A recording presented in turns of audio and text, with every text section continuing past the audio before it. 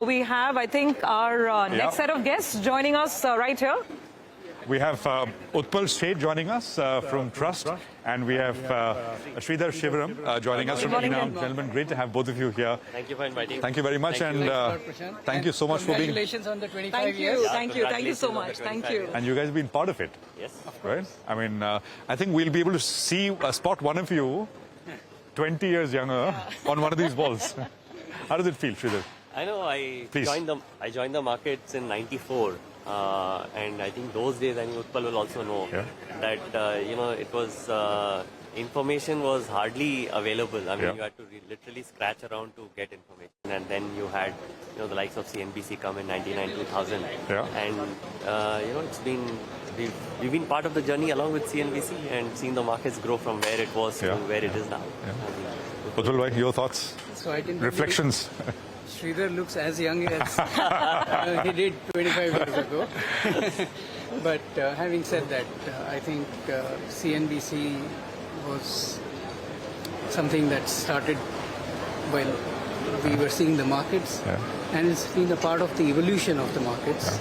I think it has spread a lot of knowledge and information over all these years, and has helped in widening the spread of the equity cult in India. So congratulations to CNBC.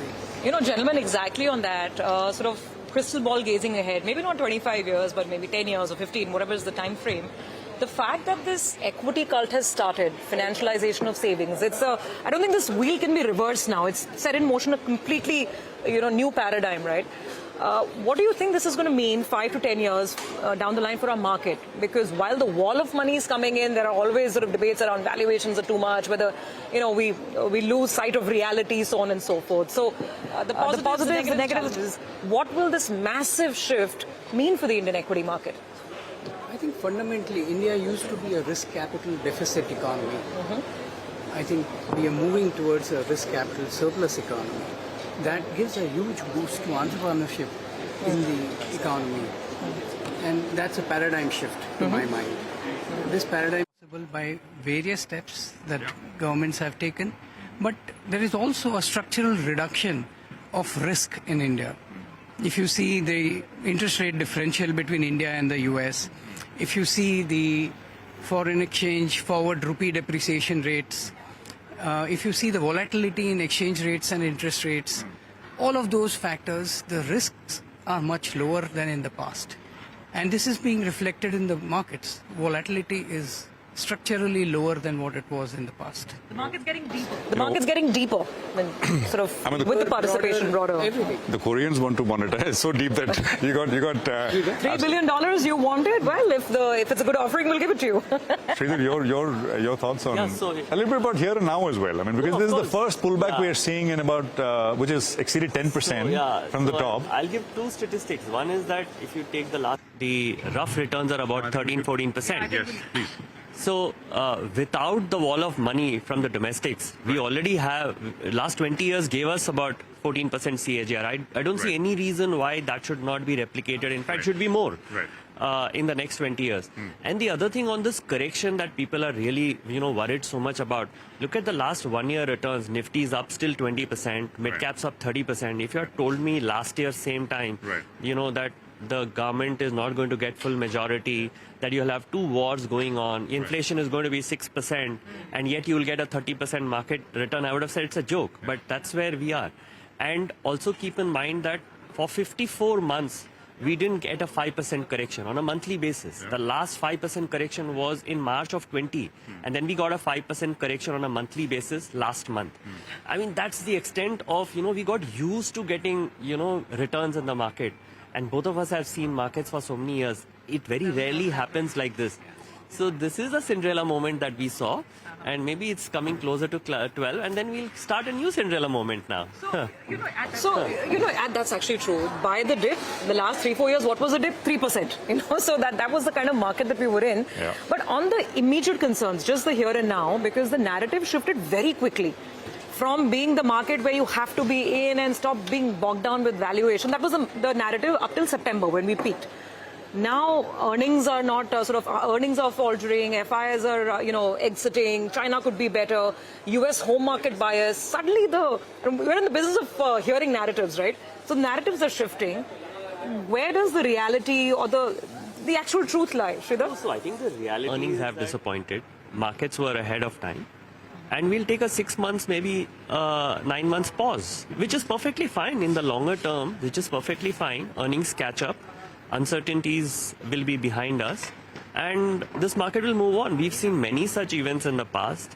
And Utpal can also add on to this, that this comes in a journey many times. And we'll see it again and we'll move on. So I have no debate in my mind that this may be a temporary blip that we are seeing because of multiple reasons, as we already explained. And as earnings catch up, I mean, we are still growing at 6.5 to 7%. You can give and take, whatever is the number various analysts have, which is a very good GDP number to have. So from a macro standpoint, we still look very good. Do you think markets need help, monetary or fiscal? Are we at that point? I don't think we get monetary because I am the hawkish camp. I think the inflation is going to be high. RBI's numbers don't add up. My inflation number for Q4 the governor is here later. You can. He's asking. They have a number of 4.2 for Q4. Yeah. I'm at 5.4. Yeah. And I've given the, some of your anchors, including Lata, their numbers just don't add up. So I think that we don't get a cut for at least 9 months. Still, for 9 months, I don't think anything. My God, that is. And in the intermediate, the Fed would have cut. We don't know. I mean, if Fed may have cut another 50. So maybe. Or if Trump has his way, maybe another, I don't know, 200, who knows, right? Well, that's a big question. So it's a very interesting kind of a mix. So it'll be just one thing I want to, it would be wrong if I don't mention it. Utpal is someone who's mentioned who's worked with the big bull. Right? Yes, Rakesh and we miss him so dearly today. Yes, yeah, I mean, absolutely. it's a day to remember him as well because he was pretty much part of these 25 years and how the markets have evolved. Do you want to share anything? Because he always used to say, he was the keep the faith, right? Yeah. Markets are down, keep the faith, stay invested, it'll come back. And I'm Never sure faltered. He would have said the same today. The journey began actually in June, when he wrote an article on the front page of Economic Times about a secular and structural bull run in India. And remember, 2002 was a pretty bad scene in the markets. And from there, he has never wavered. He kept his conviction. He always said that the mother of bull markets is ahead of us. And even during COVID, in the midst of COVID, he still had his conviction. And no matter whether the portfolio is taken a 10% knock or a 30% knock, he would say this is just a stress test. And I think that's such a powerful thing because as you said, he always said the mother of the bull markets is in front of us, and he would say it. And at some point it will seem repetitive, but the messaging was so powerful that the best is ahead of us. Yeah. So that's the basic kind of thrust of the message that he delivered for 20 years. Sure, Prashant, it was not just the view on the markets, but also the reasoning. Yeah. He talked about the fact that the wall of savings which will come into equities will be phenomenal. And to say that in 2002 is what was amazing, right? The time, And we are seeing that happen now. Yeah. And hopefully to see it going forward. All the necessary conditions are there. So finally, gentlemen, as we are wrapping, Utpal, if you could give the one piece of advice or sort of something that you want to share with our viewers, something you've learned through your investment journey over the years with the big bull and even now, what should people keep in mind when it comes to long-term wealth and riches, which we all aspire for? So I'll again quote Rakeshji here. He used to say, your patience may be tested, but your conviction will be rewarded. Oh, beautiful. Beautiful words. Sridhar? Yeah, I would say, this is something which many people have said, don't time the market. It is a time in the market which will give you the return. So just stay invested. That's and that is so true. And time is what we're talking about, 25 years. Go back and check what the Sensex was. I think we hit 5,000 in 1999 for the first time when CNBC aired. And of course, look where we are. Some of those loops running here. Sensex hits 9,000, 10,000, and look where we are today. So, really, indeed, what a journey, gentlemen. Thank you very much for being with us here this morning, and we're looking forward to being with you inside through the course of the day as well. Thanks very much. Thank you very much. Once again, congratulations to CNBC. Thanks very much. Thank you so much. So.